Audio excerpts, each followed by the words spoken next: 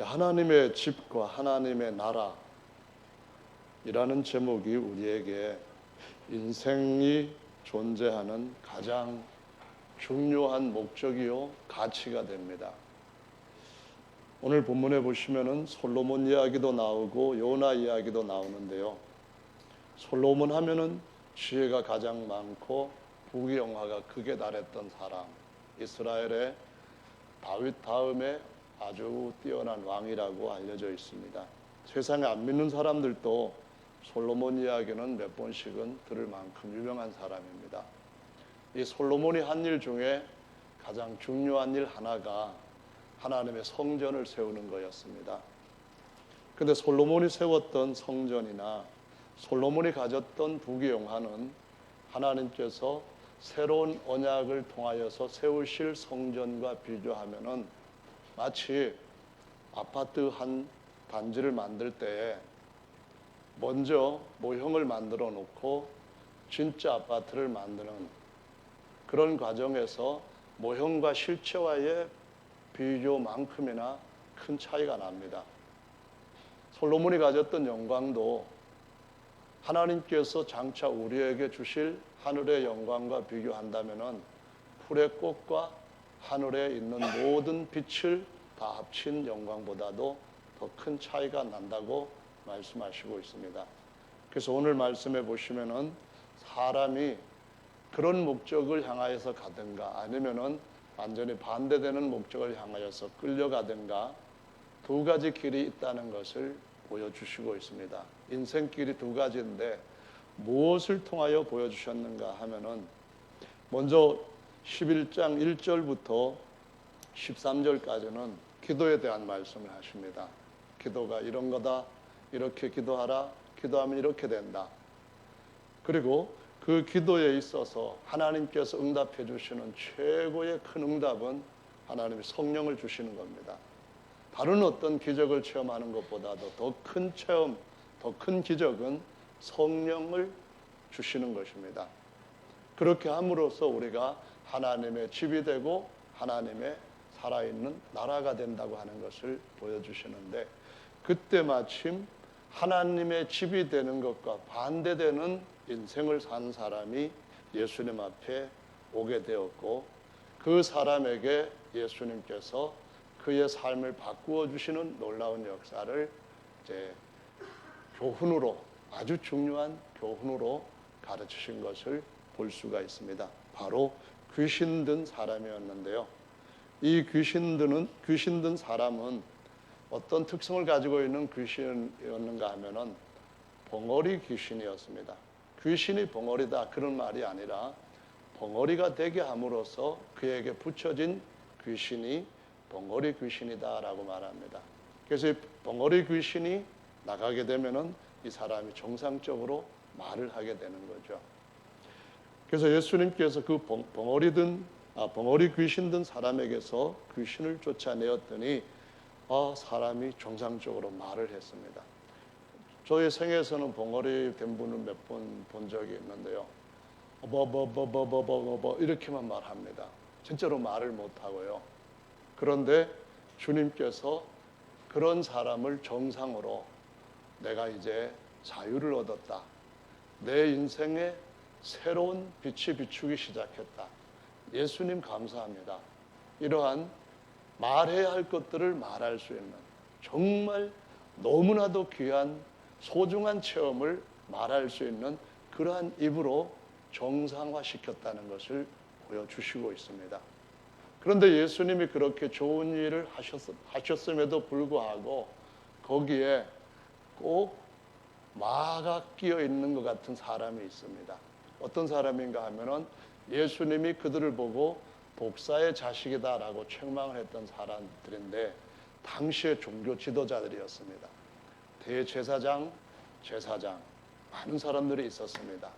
서기관들, 바리새인들 이 사람들이 예수님이 귀신을 쫓아내 주어서 귀신 든 사람이 자유케 된 것을 보고서는 저 예수라고 하는 자가 귀신의 왕 바알세부를 힘입어서 귀신을 쫓아냈다. 저 사람이 선한 사람이 아니고 저 사람이 하는 일이 착한 일이 아니다. 왜냐하면은 바알세불이라고 하는 귀신의 왕을 힘입어서 했으니까 뭐가 좋으냐 이 말입니다. 여러분도 생각하시면은 아시겠지만은 본래 점을 치는 사람들이라든가 구슬하는 사람들은 사실 하나님의 이름으로, 예수님의 이름으로 점을 치거나 귀신을 쫓아내거나 구슬하지 않습니다. 그들이 믿고 있는 나름 어떤 신들의 이름을 부르면서 그것을 섬기면서 하죠. 그렇게 할 때 어떤 결과들이 일시적으로 좋게 나타나는 것도 볼 수가 있습니다. 그런데 그렇게 하는 것은 결국은 더 많은 얽매임, 더 많이 깊이 빠지게 하는 그러한 수단으로서 나오는 것이지 자유롭게 하기 위해서 또는 점진적으로 더 나아지기 위해서 하는 것은 아니라는 거죠. 그래서 예수님한테도 그러한 모함을 했던 거죠. 근데 궁극적으로 그것은 실제로 귀신을 쫓아낸 것이 아니라 더 불러들이는 것이라는 거고요.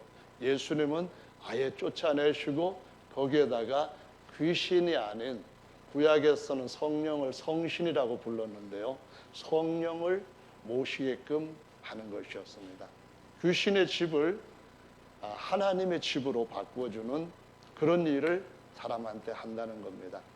어느 사람의 집에 무엇이 얼마만큼 넣을 수 있느냐, 이것이 집의 크기가 되는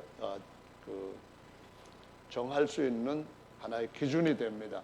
그래서 하나님의 집이 되면은 하나님의 집에는 굉장히 많은 것들, 엄청나게 좋은 것들을 넣을 수가 있는 그런 상태가 된다는 것을 보여주고 있는 거죠. 오늘 여기에서 귀신의 정체가 무엇인가 하는 것을 먼저 살펴볼 필요가 있는데요. 귀신은 원래 하나님께서 사람들보다 먼저 지은 천사들 중에서 하나님이 사람에게 주시고자 하시는 복을 가로채기 위해서 대천사장이 하나님을 거역하고 하나님의 뜻을 회방하면서 자기를 따르는 많은 천사들과 함께 타락을 하게 된 겁니다. 그래서 이 타락한 천사들을 가리켜서 마귀의 사자들이라고도 표현하고 귀신, 악신, 악령, 더러운 영 이렇게 부릅니다. 그런데 이러한 성경적인 지식을 모르는 사람들은 귀신을 가리켜서 뭐라고 말하는가 하면은 죽은 사람의 영혼이라고 얘기를 합니다. 그래서 귀신들이 그렇게 자신을 사람들한테 알리고 있기 때문에 사람들은 그 말을 믿기도 하고 내 조상 중에 누구, 내 친척 중에 누구, 내 이웃 누구와 나와 같은 어떤 관계를 맺었던 사람 중에 죽은 영혼이 구천을 떠돌다가 나한테 와가지고 이렇게 하는구나 라고 잘못된 생각을 합니다. 근데 한 번 사람이 죽으면은 육체는 흙으로 돌아가고 그 영은 임시 가두는 장소인 음부라고 하는 곳에 갇히게 됩니다. 신약에서는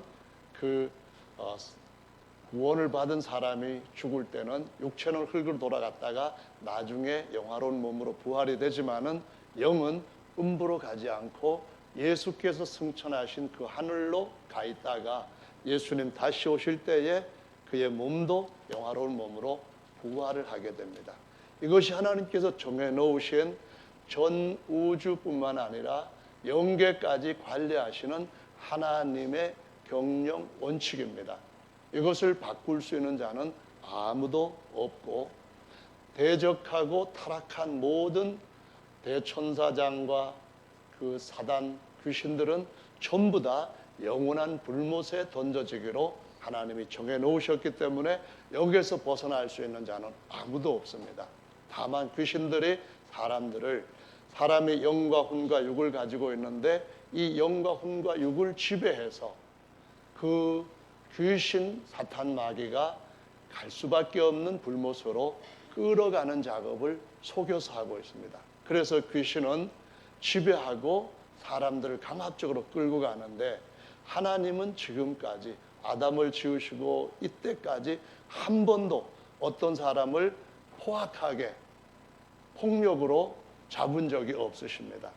다만 하나님은 자신이 자의지로 자기의 선한 감정을 따라 자기의 올바른 지식을 따라 하나님을 믿고 하나님을 따라갈 때에 그때 그 사람 안에 오셔서 그 사람을 너는 내 사람이다 라고 잡으실 때가 있는데, 딱 한 군데를 하나님이 그의 권세와 능력으로 잡으십니다.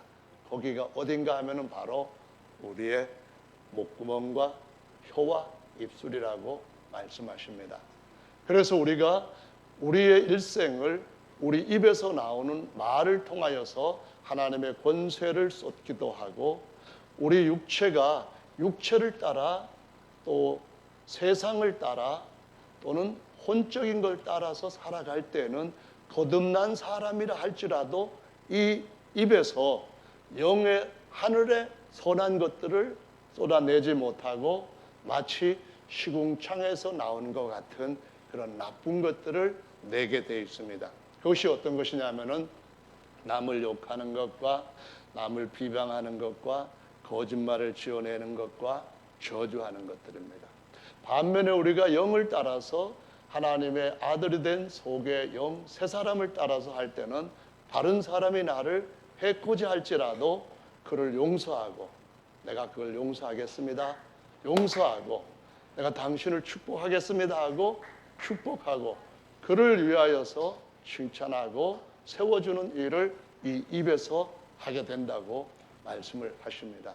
그래서 우리가 우리의 영을 따라서 사느냐 아니면 우리의 육체나 우리의 혼을 따라서 사느냐에 따라서 거듭난 사람은 물론이고, 거듭나지 아니한 아직 죄에 잡혀있는 모든 사람들의 생애는 정말 현저하게 다를 수밖에 없다고 하는 사실을 보여주고 있습니다. 하나님은 우리 혀를 잡아서 끝까지 우리의 혀에서 나온 걸 가지고 장차 우리에게 돌려주실 보상, 영광을 쌓아가게 하시는 반면에, 마귀는 우리의 전인적인 것을 잡습니다. 그러니까 우리에게는 영도 있고 혼도 있고 육체도 있는데요, 먼저 육체를 잡는 귀신들이 있습니다. 이런 귀신들의 성향은 오늘 본문 말씀에서 있는 것처럼 혀라고 하는 육체를 잡아서 벙어리가 한 것처럼 어떤 사람한테는 실제로 이 육체적으로 사로잡힌 사람 중에 보통 사람들이 나타낼 수 없는 엄청난 힘을 나타내는 사람들이 있습니다. 성경에도 보면은 어떤 정도로 힘을 나타내는가 하면은 무덤에 거하면서 옷을 홀라당 다 벗고 밤새도록 소리 지르며 돌아다니는 사람이 있는데, 이 사람을 사람들이 다른 사람한테 해코지를 하니까 그러지 못하도록 쇠사슬로 묶어놨다고 합니다. 손과 발을 쇠사슬로 묶어놓고 먹을 거리만 있게 하고 한 곳에 그냥 가만히 있게 했는데, 이 귀신의 힘이 얼마나 강한지 쇠사슬도 끊어버린다고, 그렇게 하고 도망을 다닌다고 말을 합니다. 그래서 사람들은 어떤 귀신한테 잡히게 되면은 자기의 육체적인 힘으로는 도저히 이길 수 없는 강한 힘으로 정복을 당합니다. 해결을 할 수가 없습니다. 어떤 때는 육체 질병을 가지고 불치병이라든가 이런 악한 것들을 가지고 육체를 지배하고 있습니다. 또 하나는 어떤 사람들은, 어떤 영들은 우리의 혼을 지배합니다. 혼의 영역을 말하자면은 첫째로는 지, 정, 의를 꼽을 수가 있습니다. 첫째로는 지성입니다. 이 지성은 악한 마귀들은 사람들한테 바른 정보를 주려고 하지 않습니다. 하나님께로부터 아담이 받았던 최초의 바른 정보는 선과 악을 알게 하는 나무 실과는 먹으면 정령 죽는다는 것이었는데, 귀신은 그것을 바꾸어 가지고 거짓 정보를 줍니다. 먹으면은 눈이 하나님처럼 밝아져서 하나님이 너에게 주시고자 하시는 것처럼 모든 만물들을 하나님이 보시는 시각으로 판단할 수 있는 최상의 지혜를 얻을 수 있다고 거짓 정보를 준 겁니다. 하와는 그 거짓 정보를 믿었습니다. 아무리 무엇을 믿는다고 해서 그 믿음이라고 하는 것 자체가 선한 것은 아닙니다. 무엇을 믿느냐가 중요한 것입니다. 우리가 북한을 믿든 미국을 믿든 간에 그런 믿음은 사실상 우리의 생에 그렇게 큰 영향을 끼치지는 못합니다. 그러나 우리가 하나님의 말씀을 믿을 것인가, 아니면은 귀신들의 아비인 사탄 마귀, 거짓말의 아비인 마귀로부터는 거짓말을 믿을 것인가, 이것은 우리의 생애를 영원한 생명과 영원한 형벌을 결정지어주는 무서운 것이기 때문에 우리는 우리의 지성이 하나님의 바른 지식을 올바로 갖도록 우리의 삶을 정말 조심해서 무엇이 바른가를 찾을 수 있는 기준을 가지고 바르게 살아가야 되는 줄로 믿으시기를 바랍니다. 아무리 지성이 뛰어나다 할지라도, 세상에서 학박사 여러 개를 갖고 있다 할지라도 우리는 혼적인 부분만 갖고 있는 것이 아니라 영적인 더 중요한 부분, 곧 겉사람을 집으로 삼고 있는 본래 사람, 영이라고 하는 속사람을 가지고 있는 존재이기 때문에 속사람이 영원히 돌아가야 할 내세에 대한 바른 준비, 바른 지식을 갖지 않으면 안 된다는 것을 알아야만 됩니다. 그래서 마귀는 어떤 간교한 방법을 동원하든지 간에 사람들한테 지성을 바꾸는 거짓된 걸 줍니다. 두 번째는 정서 또는 감성이라고 할 수 있는 것인데요.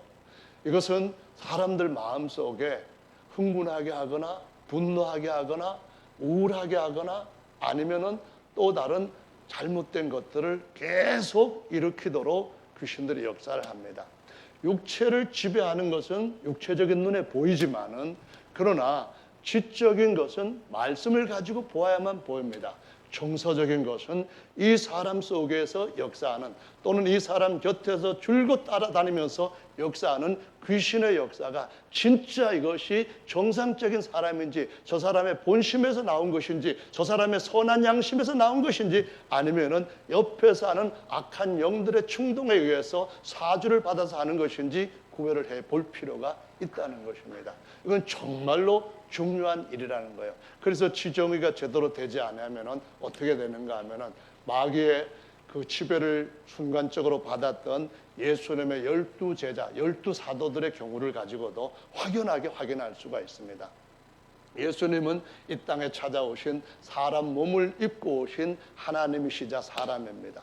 그분이 친히 12제자들을 3년 반 동안 특별히 가르치셨습니다. 하늘의 지식으로 가르치시고 온갖 하나님의 아들로 나타낼 수 있는 능력들을 가지고 그들을 보이셨습니다. 수많은 귀신들을 쫓아내고 수많은 병들을 고치셨습니다. 그런데 이 제자들 중에서 2명이 특별히 하나님 앞에서 이 영적인 싸움에 대한 실전에서 생존할 수 있는 경험, 그 과정을 통과해야 된다는 것을 보여주시고 있습니다. 첫째로는 천국 열쇠를 받았던 수석 제자였던 베드로의 경우입니다. 베드로는 예수님 앞에 의지를 강하게 갖고 있는 사람이었습니다. 그런데 막상 예수님께서 십자가에 달리기 전에 잡히게 되었을 때에, 잡혀서 로마의 군인에 이끌려가고 거기에서 제사장의 군대에 이끌려가고 로마의 군병 앞에 서게 되고 이런 과정에서 베드로는 처음에는 죽기까지 예수님을 따르겠다고 의지가 강하게 정상적으로 작동을 했었습니다. 그런데 예수님께서 신문을 받으실 때에 사람들이 공격을 시작하는데, 너도 예수와 같은 패다, 너도 그의 제자이다, 그와 함께 다녔다, 이런 얘기를 할 때 3번이나 예수님을 부인합니다. 한 번 저주를 합니다. 그리고 맹세까지 합니다. 이런 의지는 실제로 귀신의 역사가 발동을 하기 시작을 하면은 인간적으로 아무리 강하게 한다 할지라도 의미가 없어집니다. 그 중에 또 하나는 유다라고 하는 사람이 제자들 중에는 제일 현실적으로 똑똑한 사람이었습니다. 갈릴리 출신이 아니라 좀 더 깨어있는 동네 출신이었습니다. 가롯 지방이라고 하는 곳인데, 여기서 나온 이는 돈 계산도 아주 지혜롭게 잘했어요. 그래서 이 사람이 예수님이 십자가에 달리게 되자 현실적으로 판단을 한 겁니다. 차라리 은 30이라도 마지막으로 나만이라도 건지는 것이 이익이 되겠다 하고 예수님을 팔아버린 겁니다. 근데 이 파는 작업을 했을 때에 요한복음 13장 말씀에 보면은 귀신이, 사단이 그에게 팔려는 생각을 넣었더라, 이 말씀을 하시고, 그가 바깥 어두운 데로 실제로 제사장에게 팔기 위해서 나갔을 때, 최후 만찬 자리에서 떠날 때에 귀신이 그 속에 들어갔더라고 말씀합니다. 사단이 그 안에 들어갔을 때에 결국은 그는 자기 생애를 예수님처럼 회개하고 돌아올 수 있는 것마저도 완전히 귀신한테 사로잡혀 뺏겨버리고 자기의 생명을 끊어버리는 이러한 비참한, 태어나지 않았더라면 차라리 좋을 이러한 생으로 마감을 했던 것을 볼 수가 있습니다. 그래서 귀신은 우리의 지정을 공격을 하고 결국에 가서는 하나님과 우리가 영원히 하나가 되는 그러한 목표에 이르지 못하도록 우리의 영을 하나님으로부터 완전히 분리시키는 작업에 온 힘과 온 지식과 조직을 동원한다는 것을 알아야만 합니다. 근데 이걸 할 때에 사람들이 육체적으로 나타나는 현상은 볼 수 있지만은 그 외의 것들은 잘 분별하기 어렵기 때문에 21세기에 귀신이 어디 있느냐 하는 사람들이 정말 많이 있습니다. 하나님이 어디 있느냐 이러는 사람들도 물론 많이 있지만은 똑같이 귀신, 사탄, 마귀의 사자들이 보글보글하게 활동을 해도 자기한테 자기를 그렇게 이용해도 모르는 사람들이 참 많이 있다는 것을 저 여러분들이 아셨으면은 우리의 삶을 영원한 생명으로 지켜갈 수 있는 줄로 믿으시기를 예수님의 이름으로 축원합니다. 우리 인생은 하나님이 우리를 자기의 형상으로 삼으시고 하나님이 우리 안에서 영원히 쉬시고자 하시기 위하여서 지으셨고 말씀 진리 안에서 은혜의 진리 곧 신약의 새로운 복음 안에서 다시 태어나게 하셨는데요. 저는 사실 이런 일에 있어서 다른 이들보다도 더 확실한 증인으로서 경험들을 가지고 있습니다. 제가 7살 때까지는 경북 영주읍에서 살았습니다. 저희 부모님 같이 살다가 거기서 사는 것이 정말 힘들었기 때문에 누구의 소개를 통해 가지고 이사를 했는데 충북, 제천, 수산, 대전, 갈문이라고 하는 꼴짜기로 정말 아무것도 아는 사람도 없고 가진 것도 없는 그 동네로 보따리 이렇게 짊어지고 저희 어머님, 아버님, 저와 동생 이렇게 이사를 했습니다. 근데 그러고 나서 얼마 안 있다가 저희 집 아래에 어떤 할머니가 혼자 사셨는데 이 할머니가 구슬하는 할머니였습니다. 이렇게 막 두드리면서 막 떡상 같은 것들을 차려놓고 막 빌고 그러는 분이었는데 저희 어머님이 영주에서 사실 때는 가끔 가까이 있는 교회에 다니셨는데 믿음은 그렇게 많은 분은 아니었습니다. 근데 거기 와서 아는 사람도 없고 또 특별히 할 일도 없고 할 때는 그 집에 가서 쌀을 씻어주거나 떡쌀이죠. 쌀을 씻어주거나 허드렛일 같은 것들을 이렇게 도와주고 했습니다. 근데 얼마부터 어떤 일이 일어났는가 하면은 저희 어머니 귀에 음성이 들렸어요. 전혀 다른 사람은 듣기지 않는데 저희 어머니 귀에 엄마 내가 왔다 그러는 거예요. 누군데 물으니까 어머님이 6.25 때인가 언제인지 모르겠는데 2살 되었을 때 남자아이를 하나 잃어버린 적이 있다고 하셨습니다. 근데 그 아들이 왔다는 거예요.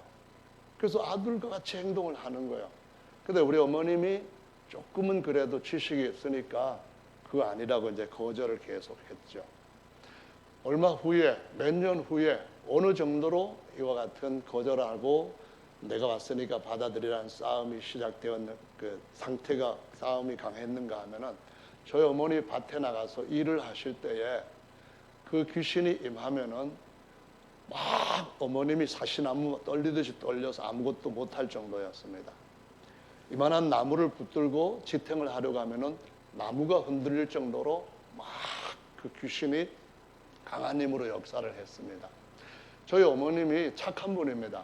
제가 볼 때 뭐 착한 것이 아니라 왜 착하냐 하면은 저희 큰아버님이 일본도 갔다 오시고 하면서 유학자이셨는데 큰어머님이 돌아가시면서 딸이 저와 나이가 1살 아래인 그 딸이 이제 같이 살고 있어서 어머님이 저희 집도 살기 힘든 판에 아버님이 형님 우리 집에 모시자 하는 말 듣고 그냥 같이 좁은 집에 모신 거예요.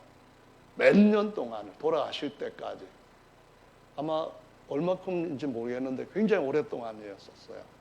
저희 큰아버님은 유학자이신데 글을 정말 잘 씁니다. 글씨도 잘 쓰시고. 근데 아들을 6.25 때 전쟁에서 잃었기 때문에 보훈처에서 얼마만큼 돈이 나옵니다. 근데 그 돈을 본인만 쓰시고 우리 집에 가난한데도 불구하고 내놓지는 않은데도 우리 어머님 아버님은 아무 소리 안 하시고 그냥 모셨습니다. 옛날 노인들은 옷을 만들어 입으실 때 전부 다 이거 빨아가지고 풀해가지고 막 이렇게 해가지고 입히는데 그 일까지도 그냥 아무 소리 안 하시고 그렇게 챙기는 분이셨어요. 제가 이 나이가 되어서 가만히 생각해 보니까 우리 어머님 참 착하셨다 그런 생각이 들어요. 근데 저희 큰아버님은 이 일도 전혀 안 하십니다. 이 일을 할 줄 모르시는 분이에요. 그냥 전형적인 훈장 선생님이셔요.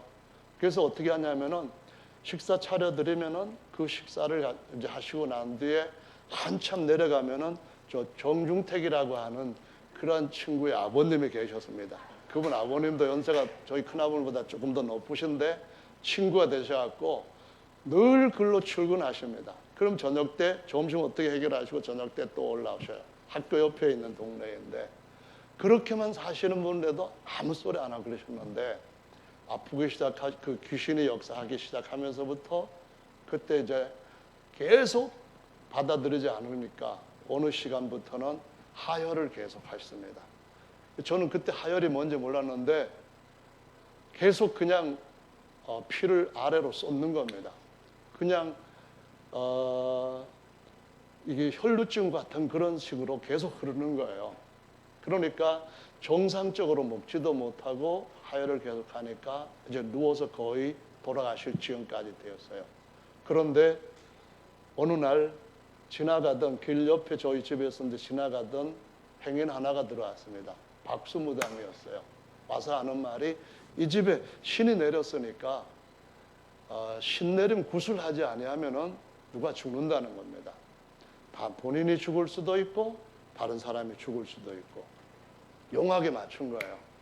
그래서 결국에 가서는 저희 아버님이 사람 살려야 된다 해가지고 이제 고민을 하시다가 예를 들어서 수산 면사무소에 있는 지역의 한의원에서 의사들이 와가지고 한의사가 와가지고 주사를 뭐 놓기도 하고 한약을 주기도 했는데 쇼크가 일어나서 숨이 멎기도 하고 그러니까 더 이상 방법이 없었습니다.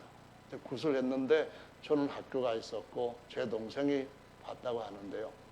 그러나 누워서 일어나지도 못하는 사람이 그러한 분이 구슬하는데 작두, 여러분 작두가 뭔지 아시는지 모르겠습니다. 풀 썰 때에 발로 이렇게 바꿔가지고 여물을 써는 그거 있어요. 날을 세워가지고 거기에 정상적인 사람도 거기에 날 위에 서는 거 보통 어려운 일이 아닌데 맨발로 서가지고 막 구슬 동동동동동동동동동 이렇게 할 때에 거기서 막 이렇게 신대를 잡고 막 이렇게 하는데 발도 비지도 않고 여기서 떨어지지도 않고 그래서 이제 신을 모셨습니다. 얼마 지나면서부터 저희 아버님하고 저희 어머님은 죽는 것보다도 싫다 해가지고 자살을 하려고 했는데 아마 그때 다 농약 드셨더라면은 저도 여기 못 있을 겁니다. 어린 애들 때문에 그냥 쓰시다가 그냥 계속 그렇게 하기를 해서 전체 앓으신 기간이 한 10년 정도 될 정도로. 근데 집에다가 방 한쪽에다가 신의를 모셨습니다. 항상 촛불을 켜고 항상 맑은 물을 떠올리고 항상 뭘 하는데 굿도 할 줄도 모르고 뭘 모르고 그냥 비는 겁니다. 뭐라고 비는가 하면은 거기 저희 동네에서 보면 가까이 큰 용두산이라고 했는데 용두산 신령님 나오죠. 울지문덕 장군님 나오죠. 그 다음에 제갈공명 나오죠. 막 나와서 빕니다. 그러면은 어느 날 귀에다가 이 귀신이 아무 사람도 못 듣는데 귀에다가 마치 귀에다가 리시버 꼽은 것처럼 생생하게 알려줍니다. 여기에서 어느 동네 맥주집에 가면은 거기 아픈 사람이 있는데 가서 고쳐주라. 그래서 그 일이 하도 싫어서 안 가면은 무진장 아픕니다. 일어나지도 못할 정도로 아픈데 일어나서 가면은 진짜 거기에 그 사람이 있어요. 그럼 그 사람한테 가가지고 뭐 치료하는 방법도 딴 게 있는 게 아닙니다. 그냥 바가지에다가 옛날 박바가지예요. 거기에다가 빨간 팥이라든가 뭐라든가 뭐 그릇 깨진 것 같은 거 집어넣고 그 다음에 뭐 양밥이라 해가지고 조금 이렇게 제사상 것처럼 고신하는 것처럼 떠가지고 바가지에 넣어가지고 이렇게 하다가 제가 직접 보지는 못했지만 그런데요. 그래가지고 그 문 삼쪽짜리 갔다가 이 집에 역사하는 귀신들은 뭐 천리 쏙 물러가라 그러고 돌아오면은 딱 놔버리는 거야. 그런 일을 몇 년 동안 하시다가 못하겠다 아프다가 또 하시다가 그랬는데, 그 동네를 저희가 제 학교를 다닐 때 워낙 시골이었기 때문에 저희 집에서 학교까지 20리입니다. 다른 애들은 자전거 타고 다니고 나중에 차가 들어왔을 때 버스 타고 다녔는데 저희는 걸어 다녔어요. 그런데 학교에서 집으로 돌아올 때 놀다가 늦게 돌아오면은 그 집에 돌아가기 직전에 그 고개가 하나 있는데 이걸 떡국제라고 했어요. 넘다가 배가 고파서 거기서 뭘 이제 먹고 넘어간다 해가지고 떡국을 사 먹는 데서 떡국제라 했는데, 그때 호랑이가 할머니한테 와서 떡국 먹었다는 전설이 있을 정도로 뭐 어쨌든 그런 것입니다. 지금은 이렇게 아스팔트가 쫙 깔리고 딱 전부 다 그냥 거의 평탄한 길로 바뀌어졌는데요. 그 고개를 넘어오기가 정말 무서웠어요. 왜냐하면 거기에 오기 전에 뭐가 있는가 하면은 공동묘지가 쫙 그 동네 공동묘지가 있고, 조금 더 들어가면 거기에 동네 사람들이 돌아가시면은 장사 지낼 때는 그 상여집, 고집이라고 하는 것이 있었어요. 고집 위에가 뭐가 되냐면은 그 양철판으로 덮여 있어가지고 비만 오는 날이면 소리가 막 나는 데다가 바람이 불 때는 어느 쪽에 떨어져 있다가 올라갔다가 탁 치면 정말 무섭습니다.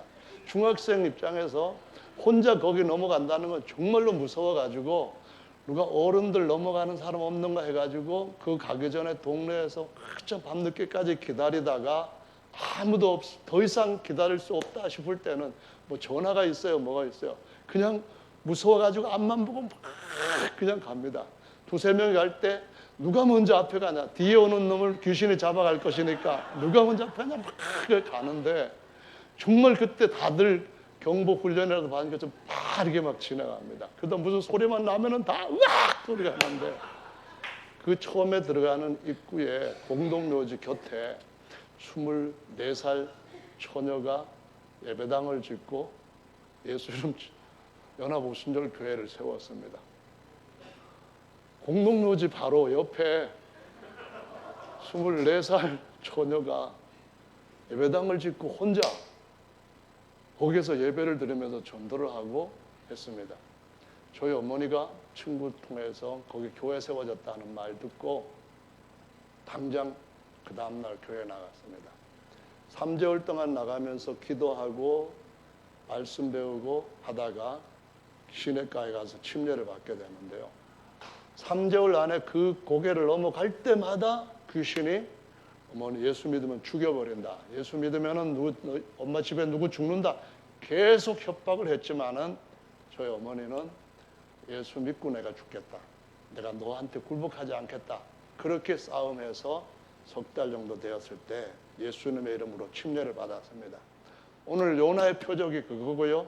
이것이 바로 사람의 마음을 청소하고 수리까지 했다고 하는 겁니다. 침례를 받고 고개를 딱 넘어오는데 귀신이 엄마 이제 예수 믿고 잘 살아라.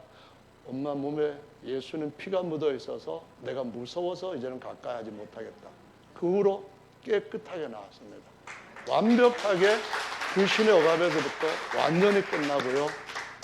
저희 어머님 때문에, 저희 어머님이 이제 밤에 왔다 갔다 하는데 혼자 어두우시고 하니까 형님이 예배 때면 가갖고 예배당 옆에서 예배 드리러 가지도 않고 거기서 그냥 담배 피우고 있다가 예배 끝나면 이제 모셔오고 그러다가 성경 말씀 들어볼까 해가지고 들어갔다가 잡혀가지고 그 여자 전도사한테 장가를 들게 되었습니다. 그래서 목사가 되었어요. 그러고 난 뒤에 그 형이 저한테 계속해서 야, 너 같은 애가 예수 안 믿으면 어떡하냐 하면서 계속 저한테는데 저는 형이나 잘 믿으셔. 나는 내 마음대로 하고 싶은 것을 해야 될 게 있으니까 자꾸 나한테 내 인생 간섭하지 마셔. 이렇게 했는데 결국에는 저도 예수님을 믿고 목사가 되어버렸습니다. 제가 목사가 되고 난 뒤에 제 동생한테 야, 예수님 안 믿으면 너 정말로 인생 아무것도 아니야.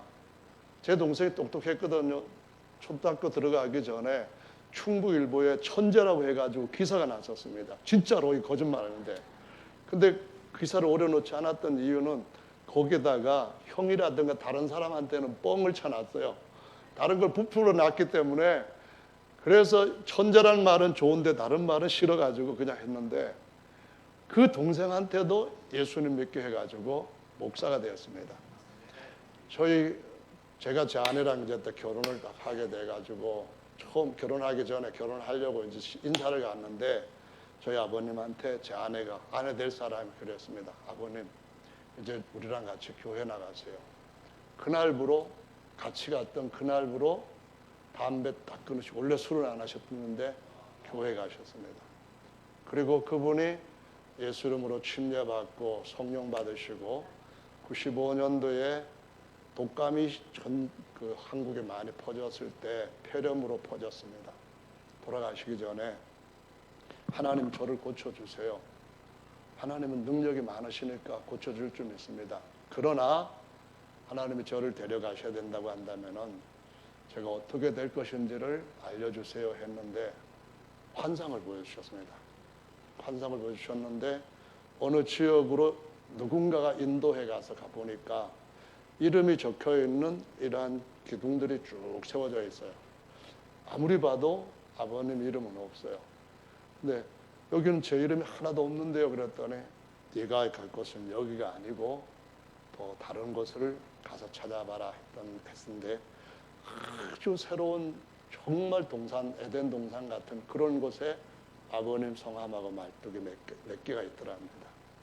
이 공동묘지 옆에 세운 교회를 통하여서 누군가가 물과 성령으로 거듭나서 하나님의 책에 생명책 기록되었지만은 그 믿음을 끝까지 지켜서 부활할 수 있는 아름다운 동산에까지 이름이 새겨질 수 있는 사람은 많지 않다.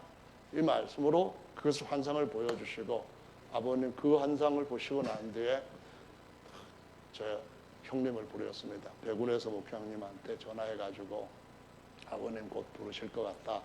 그래서 아버님 다 씻겨드리고 옷 다 갈아입히고, 아버님이 저희 어머니한테 당신 나한테 시집 와서 참 고생이 많았다. 내가 먼저 갈 테니까 몇 년만 더 있다가 이제 날 따라와라. 그러시고는 그냥 가만히 돌아가셨습니다. 고통 없이.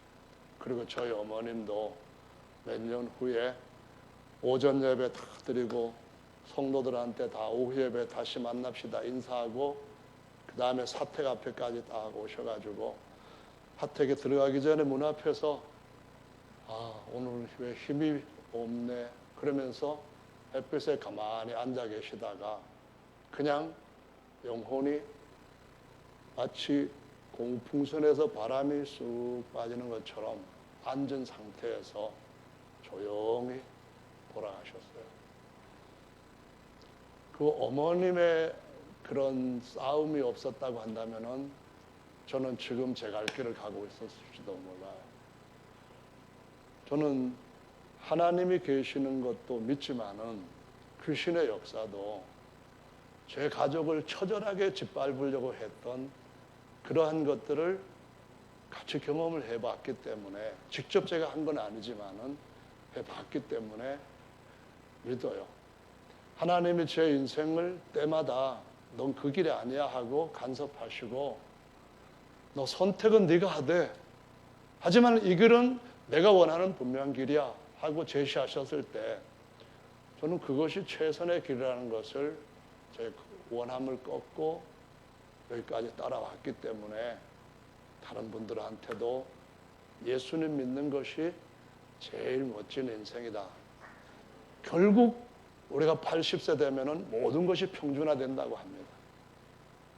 지식도, 부도, 건강의 능력도 다 평준화되는데 그 이후에는 뭘 할 겁니까? 우리의 인생을 마지막까지, 아니 영원토록 책임져 주실 수 있는 분은 예수님밖에 없다는 것이 분명한 겁니다. 그래서 저는 누가복음 이 구절 말씀 읽을 때마다 저희 어머님으로부터 그런 생각들이 쭉 계속 같이 떠오릅니다. 여러분들께도 주님이 어떤 상태에서 부르셨는지 모르지만 예수님 믿으시는 건 정말 잘하신 겁니다.